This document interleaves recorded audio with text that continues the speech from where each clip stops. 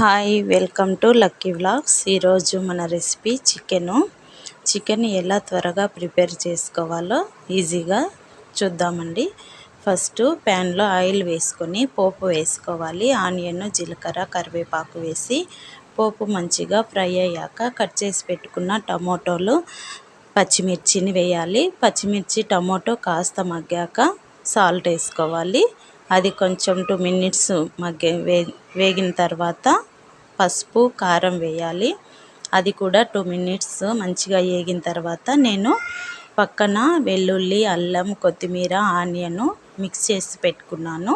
ఆ పేస్ట్ అంతా వేసి మనము మంచిగా వేయించుకోవాలి.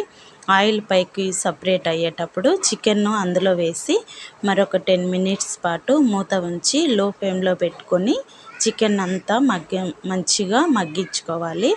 అలా చికెన్ మంచిగా ఒక 10 మినిట్స్ మగ్గిన తర్వాత నేనైతే 1 టేబుల్ స్పూను ఇంట్లో ప్రిపేర్ చేసుకున్న ధనియాల పౌడర్ను వేసాను.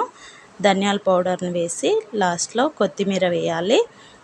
తర్వాత నేను చికెన్ మసాలాను వేసి ఒక 2 మినిట్స్ పాటు మగ్గించుకొని కొత్తిమీర చల్లుకుంటే అయిపోతుంది.